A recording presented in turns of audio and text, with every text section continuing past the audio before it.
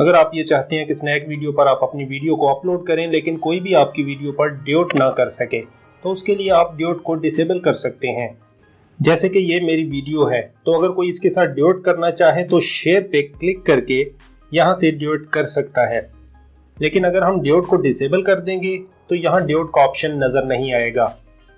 सबसे पहले वीडियो को अपलोड करते हैं। प्लस पे क्लिक करें, उसके बाद एल्बम पे क्लिक करें, गैलरी से अपनी वीडियो सेलेक्ट करें, फिर नेक्स्ट पे क्लिक करें और अपनी वीडियो में टेक्स्ट, फिल्टर, म्यूजिक ऐड करने के बाद नेक्स्ट पे क्लिक करें। यहाँ प्राइवेसी सेटिंग पे क्लिक करें और डिसेबल ड्यूट को ऑन कर दें। अब आपकी वीडियो पर कोई भी ड्यूट नहीं कर सकेगा।